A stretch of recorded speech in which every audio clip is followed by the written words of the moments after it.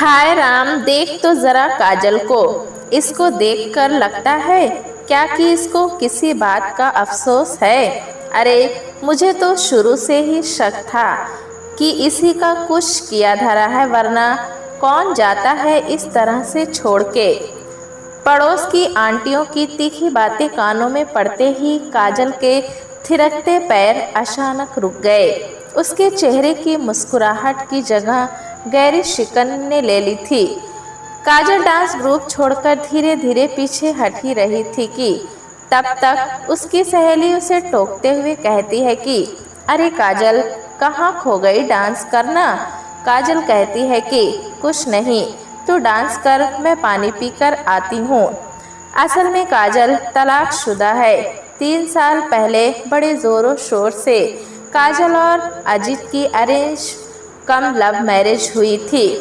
खैर, आज काजल की सहेली का संगीत है, तो काजल भी अपने बचपन की सहेलियों के साथ खूब हंसते मुस्कुराते अपने सारे दुख तकलीफें भूल के एंजॉय कर रही थी। पर लोगों को ये सब रास कहाँ आता है, काजल का दिल दुखा ही देते हैं। काजल संगीत खत्म करके घर लौटते वक्त गाड़ी में बैठे बैठे पुरानी यादों में खो जाती है कि कैसे वो जब नई नई शादी करके अजीत के साथ उस सोसाइटी के शानदार फ्लैट में रहने गई थी। कितना खूबसूरत फ्लैट था वो। बालकनी से समुद्र की लहरें कितनी खूबसूरत दिखती थी। लहरों की आवाज़ें एक मधुर संगीत सी लगती, और उस रात जब चांद की चांदनी का दुधिया रंग उसके बेडरूम में बिखरे हुए थे, उसे देखकर कैसे काजल नाच उठी थी। चांद की रोशनी में अजीत के बाहों में सिमटे हुए कितनी प्यारी मुस्कान के साथ सोई हुई थी।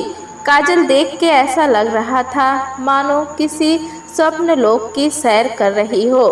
क्या वो दिन थे, कैसी खुमार चढ़ी हुई थी उस वक्त। किसी चीज़ का होश न था, हर चीज़ अच्छी लगती थी। प्यार के रंग में खोई किसी बात की कोई सुध ही न थी, जैसे उसे उफ, सोचो तो सब सपना सा लगता है या पागलपन सा। खुद पे काजल को कभी कभी गुस्सा भी आता है कि किस दुनिया में खोई हुई थी, जो सच को कभी भाप भी न पाई, या फिर अपने अल्हड़पन में नज़रअंदाज कर बैठी थी और न जाने क्या क्या। काजल गाड़ी में बैठे बैठे खुद को कोसती रही।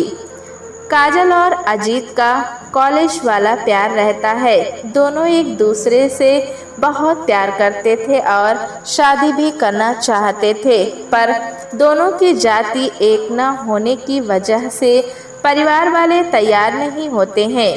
खास तौर से अजीत के घर वाले इस शादी से सख्त खिलाफ थे, पर बेटे के प्यार में मजबूर होकर उन्होंने हाँ तो कर दी, लेकिन दिल से खुश नहीं थे। फिर काजल और अजीत दूसरे शहर में रहने को आ जाते हैं, क्योंकि अजीत की नौकरी भी इसी शहर में थी। दोनों एक दूसरे के प्यार में खोए खोए एक एक पल को जिए जा रहे थे। काजल को अपना फ्लैट बहुत सुंदर पसंद था। दिन रात उसे और खूबसूरत बनाने के लिए कुछ न कुछ करती रहती थी वो। कभी पौधे लगाती तो कभी विडजाइम लगाती, पेंटिंग तो कभी पर्दे, ना जाने क्या क्या दिन भर करती रहती अपने घोंसले को सजाने के लिए।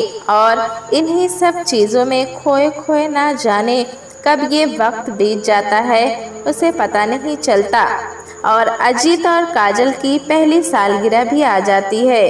दोनों ही एक दूसरे को अच्छे अच्छे गिफ्ट देते हुए अपने दोस्तों के साथ सालगिरह मनाते हैं। फिर कुछ दिन बाद अजीत को एक फ़ोन कॉल आता है, और अजीत को माँ की बीमारी का पता चलते ही अजीत कुछ दिनों के लिए उनसे मिलने अकेले ही चला जाता है। अजीत जब अपने घर से लौट के आता है तो कुछ बदला बदला सा रहने लगता है, हमेशा खोया खोया सा रहता। काजल के पूछने पे थकान कहकर बात टाल देता था। फिर 1 महीने बाद अजीत कहता है कि उसकी कंपनी उसे विदेश जाने का मौका दे रही है, पर शुरू में मुझे अकेले ही जाना होगा। काजल खुशी खुशी अजीत को जाने की इजाज़त दे देती है, ये कहकर कि मैं इंतज़ार करूंगी तुम्हारा। कोशिश करना मुझे भी जल्द ही अपने पास बुला लेना, क्योंकि मैं तुम्हारे बिना रह नहीं सकती। फिर अगले हफ्ते अजीत पूरी तैयारी के साथ काजल को ढेर सारा प्यार देते हुए विदेश यात्रा के लिए निकल जाता है। शुरू शुरू में तो अजीत के फ़ोन आते थे, पर धीरे धीरे कम होने लगे थे। काजल जब भी फ़ोन करती तो काम में बिजी कहकर अजीत फ़ोन रख देता। फिर धीरे धीरे फ़ोन पे भी बात करने का सिलसिला बंद हो जाता है। इधर काजल अकेली अकेली उदास रहने लगती है। हर वक्त अजीत के फ़ोन या उसके आने का इंतज़ार में बेसुध पड़ी रहती है। अजीत के साथ बिताए हुए प्यार के लम्हों को याद करती रहती है। जब कभी रात में काजल को नींद न आती तो अजीत की शर्ट को लेकर उसके बदन की खुशबू को महसूस करती है। घर के हर एक कोने से उसे बस अजीत की आहट सुनाई देती। ऐसे ही 6 महीने निकल जाते हैं। तभी डोरबेल की आवाज़ से दौड़ते हुए काजल जब दरवाज़ा खोलती है तो पोस्टमैन के हाथों में कोर्ट का पेपर देखकर हैरान रह जाती है। फिर जब अंदर आकर उस लिफाफे में तलाक के पेपर पाती तो काजल के तो होश उड़ जाते हैं। वो कुछ समझ ही नहीं पाती, बस उसे यही लगता कि अभी कहीं से अजीत आ जाएगा और बुरा सपना टूट जाएगा, पर ऐसा कुछ नहीं होता। तलाक के पेपर हाथ में लिए लिए न जाने कितने फ़ोन पे फ़ोन वो अजीत को कर डालती है, पर अजीत फ़ोन नहीं उठाता।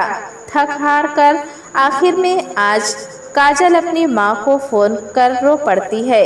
काजल की माँ घबरा जाती हैं। लाडो, कुछ बोल तो, क्या हुआ है? कुछ बोल बेटा।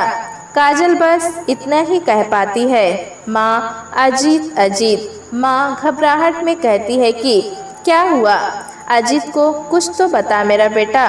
काजल आज अपने अंदर 6 महीने से भरा दर्द माँ के सामने उड़ेल देती है। माँ कहती है कि तू इतने महीनों से अकेले अनजान शहर में रह रही है, बताया क्यों नहीं बेटा?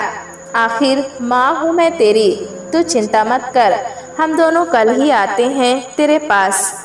काजल के माँ बाप इस हालत में काजल को देखकर सिहर उठते हैं और काजल को ज़बरदस्ती अपने साथ अपने घर ले आ जाते हैं। काजल को किसी भी बात का विश्वास नहीं होता, बस वो एक बार अजीत से मिलने को परेशान रहती। हमेशा सोचती रहती कि ऐसी कौन सी गलती हो गई जो तुमने ऐसा किया। आखिर कसूर क्या था मेरा? कुछ तो कहते कभी।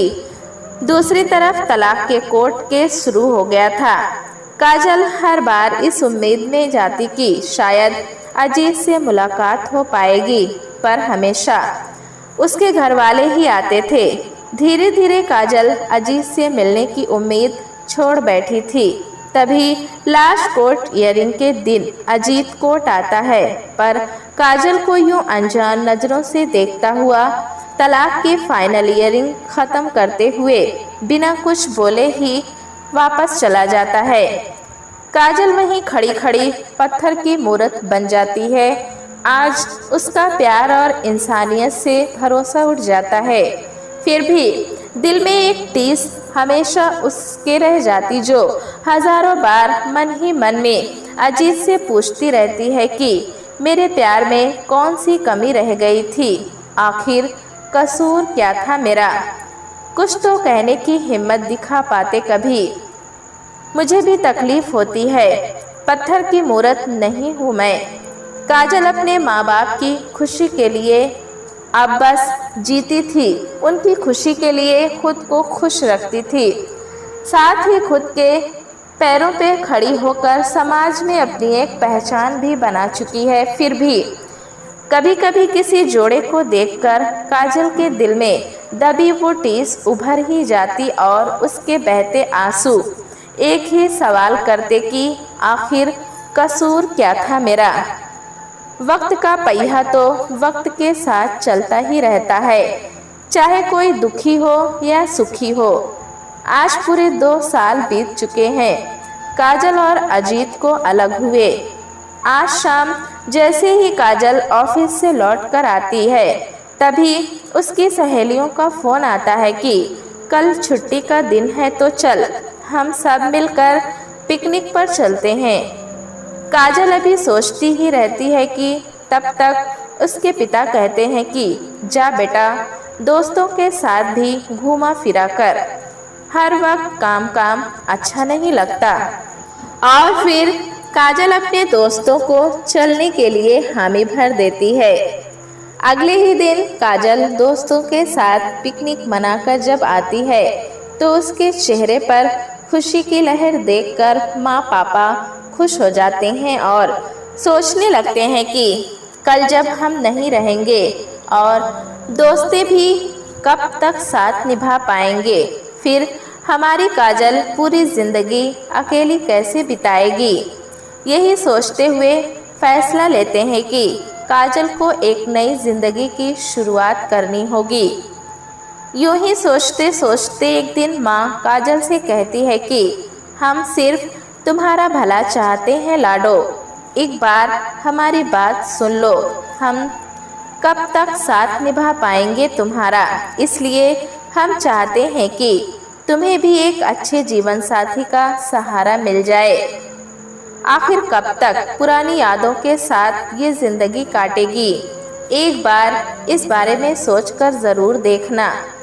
काजल पहले तो मना कर देती है, फिर माँ के कहने पर बस यूं ही कह देती है कि ठीक है माँ, मैं सोचूंगी।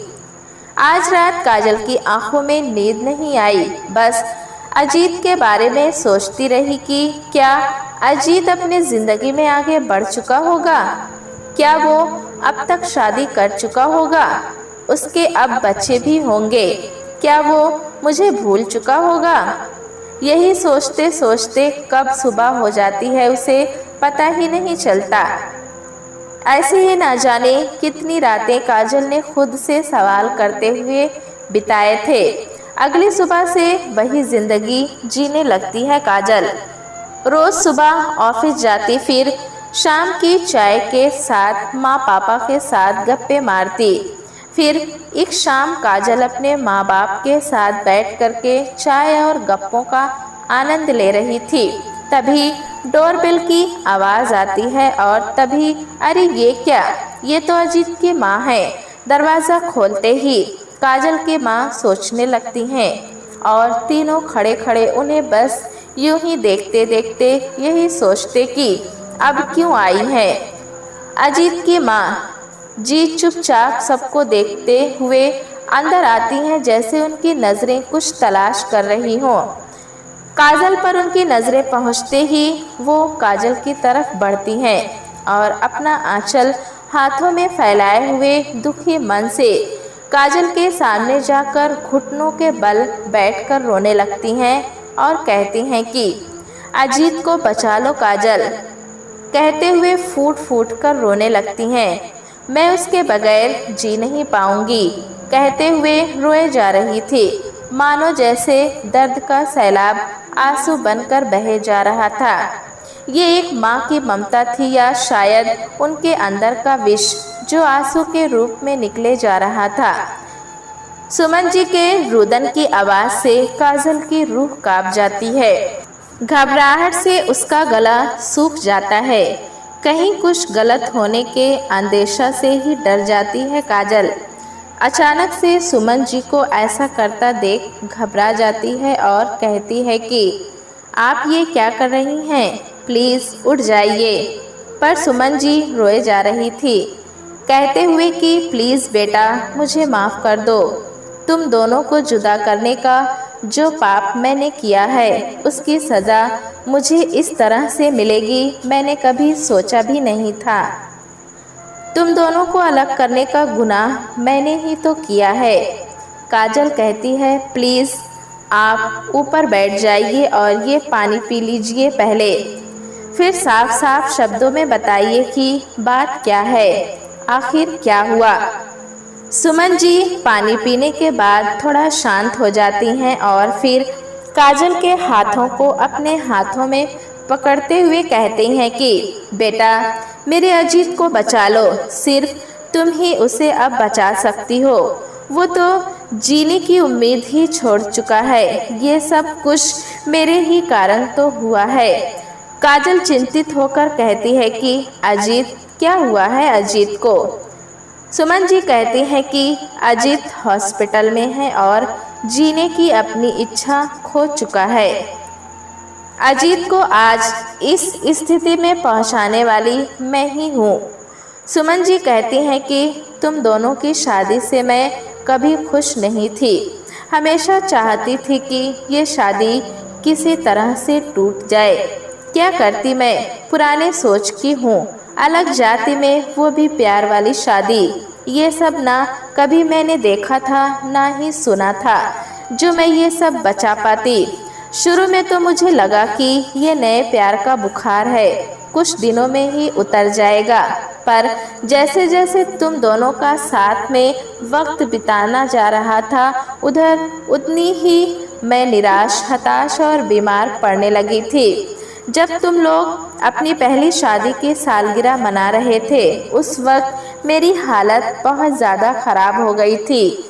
तभी सबने अजीत को खबर कर दी तो वो दौड़ा दौड़ा मुझे देखने चला आया था और जब उसे पता चला कि मेरी बीमारी की वजह वो ही है तो वो बहुत दुखी हुआ। मेरी हालत में जब थोड़ी बहुत सुधार हुई तो मैंने अजीत को देखते ही उसे अपने पास बुलाकर अपनी इच्छा बताते हुए उस पर दबाव बनाया कि अगर वो तुम्हें नहीं छोड़ेगा तो मैं खाना पीना छोड़ दूंगी। और जोश में आकर मैंने उसे अपनी कसम दे दी। तब अजीत यूं ही मेरा मन रखने के लिए ठीक है कहकर पहले आप खाना ठीक से खाओ पियो। अजीत को लगा कि मैं बीमारी में सब कर रही हूँ, कुछ दिनों में भूल जाऊंगी। यही सोचकर वो तुम्हारे यहाँ लौट गया था। फिर कुछ दिनों तक जब मुझे खबर न मिली तो मैं अजीत को लगातार फ़ोन करती रही और तुमसे अलग होने के लिए उसे कहती रही। अजीत कभी भी तुम्हें दुख तकलीफ नहीं देना चाहता था, इसलिए वो चुपचाप रहता, पर कभी भी तुम्हें सच बताकर दुखी नहीं करना चाहता था। तुम्हारे चेहरे की मुस्कान नहीं खोना चाहता था वो। फिर जब उसे कोई रास्ता नहीं सूझा तो मेरी जान बचाने के लिए उसने सब कुछ छोड़ के बाहर विदेश जाने का फैसला कर लिया था ताकि वो आसानी से तुमसे दूर हो पाएगा। अपने दिल पे पत्थर रखकर अजीत तुमसे अपनी माँ की खुशी के लिए हमेशा के लिए दूर हो गया था, लेकिन पल पल अजीत तुम्हारे लिए तड़पता रहा। तुम्हारी फिक्र में हर वक्त बेचैन रहता था और वो तुमसे इतनी दूर रह ही नहीं पाया। वो तो कुछ महीनों बाद ही विदेश से लौट आया था। ना जाने कितनी बार वो तुमसे छुप छुप के मिलने जाता, पर मेरी दी हुई कसम की वजह से मिल नहीं पाता। तुम्हें दूर से ही देखकर वापस चला आता। उसने सोच लिया था कि जिस घर में तुम रहती हो वो घर तुम्हारे नाम कर देगा ताकि तुम उसमें आराम से रह सको, पर तुम उससे पहले ही अपने माँ पापा के पास आ गई थी। अजीत को भुलाकर तुम अपनी ज़िंदगी में आगे बढ़ चुकी थी, जिससे अजीत को थोड़ा सुकून मिला कि उससे नफरत ही सही, कम से कम तुम अपनी ज़िंदगी तो जीने लगी हो। अजीत कभी भी एक पल के लिए तुम्हें भूल नहीं पाया है।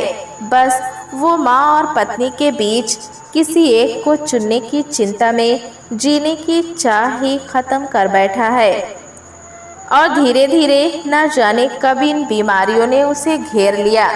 आज अजीत जिंदगी से खफा होकर अस्पताल के बेड पर पड़ा हुआ है, लेकिन उसकी हालत मुझसे देखी नहीं जा रही है। बेटा, ये सब मेरी वजह से हुआ है। मेरे कारण ही अजीत के अंदर की जीने की इच्छा अब ख़त्म हो गई है। काजल, मेरे बेटे में फिर से जीने की चाह भर दो, उसे वापस ले आओ हमारी दुनिया में। उसे पहले जैसा ही हंसता खेलता अजीत बना दो बेटा। तुम्हारा बहुत उपकार होगा इस अभागी माँ पर। मैं तुम्हारे सामने अपना आंचल फैलाकर अजीत के जिंदगी की भीख मांगती हूँ और अपने गुनाहों की माफ़ी भी मांगती हूँ। हो सके तो मुझ अभागन को माफ़ कर देना जो अपने ही बेटे की खुशियों को बर्बाद करने चली थी। अजीत बस तुम्हारा है, वो सदा से तुम्हारा ही था। अजीत का इसमें कोई कसूर नहीं है, सिर्फ वो बेटे होने का फर्ज निभाता रहा, लेकिन दिल ही दिल में तुम्हारे लिए तड़पता रहा। काजल आज फिर उसी मनोस्थिति में थी जब उसके हाथों में तलाक के पेपर थे। आज फिर काजल कुछ कहने की स्थिति में नहीं थी। उसकी धुंधली सी आंखों के सामने बस अजीत का चेहरा दिख रहा था। अजीत की तकलीफ के सामने आज काजल को अपना दुख कम लग रहा था। काजल तो फिर भी अपने माँ पापा सहेलियों के साथ जी रही थी, पर अजीत तो कब से अकेला था। उसके तड़पे दिल पे हाथ रखने वाला भी कोई नहीं था। सोच के ही काजल सिहर उठी थी। काजल को अफसोस होता है कि वो तो एक नई जिंदगी की शुरुआत का सोच रही थी। छी, कितनी बुरी हूँ मैं। और फिर सुमन जी से काजल कहती है कि क्या मैं अजीत से मिल सकती हूँ अभी? सुमन जी कहती हैं, हाँ बिल्कुल मिल सकती हो बेटा, चलो मैं तुम्हें लेने ही तो आई हूँ। फिर काजल अपने माँ पापा के साथ अस्पताल के लिए निकल जाती है। आज इतने सालों बाद क्या कहूँगी या पूछूंगी, इसी उलझन में काजल अस्पताल पहुँच जाती है। काजल आज अजीत को पहचान भी नहीं पाती। बिल्कुल बदल चुका था अजीत, दुबला सा, मुरझाया हुआ, कमजोर सा। काजल को एक मिनट के लिए ऐसा लगता है कि ये अजीत नहीं है जिसे वो जानती थी। तभी अजीत नींद से उठ जाता है और काजल को सामने खड़ा पाकर हाथ जोड़ रो पड़ता है। काजल तुरंत अजीत का हाथ पकड़ लेती है और समझ भी जाती है कि यही मेरा अजीत है। आज बिन कहे बिन बोले अजीत और काजल एक दूजे की आंसुओं की भाषा पढ़े जा रहे थे। आज उन दोनों के दिल का दर्द, इतने सालों की तड़प इन आंसुओं की धारा में बहती हुई बाहर निकलते जा रही थी। काजल कहती है कि कसूर ना तेरा था ना मेरा था, ये तो हमारी किस्मत का लिखा बनवास था जो हमने काट ली। काजल अपने प्यार और समर्पण से अजीत को पुनः पा लेती है। अजीत के सेहत पे धीरे धीरे सुधार आने लगता है। फिर कुछ महीनों बाद अजीत को अस्पताल से छुट्टी मिल जाती है। अजीत और काजल का प्यार इस परीक्षा से तपकर और भी निखर चुका था। दोनों के चेहरे पर एक संतोष का भाव उत्पन्न हो चुका था। अब वो एक साथ नई जिंदगी की शुरुआत करने निकल पड़ते हैं। शायद हमने कभी ध्यान से देखा नहीं कि अक्सर कई घरों में पत्नी और माँ के बीच सबसे ज्यादा एक बेटा एक पति पिसता है, पर वो किसी से कुछ भी नहीं कह पाता, अंदर ही अंदर घुटता रहता है। आखिर पुरुषों को भी तकलीफ होती है, पर हम इससे अनजान कभी पत्नी के रूप तो कभी माँ के रूप में अपनी मन की भड़ास इन पे ही निकाल लेती हैं और हमेशा ये आरोप लगाते हैं कि तुम्हें हमारी फिक्र कहाँ है, तुम्हें तो बस उसकी पीड़ा रहती है। प्यारे दोस्तों, कहानी कैसी लगी हमें कमेंट में ज़रूर बताएं। चैनल पे नए हैं तो एक लाइक और सब्सक्राइब करना ना भूलें।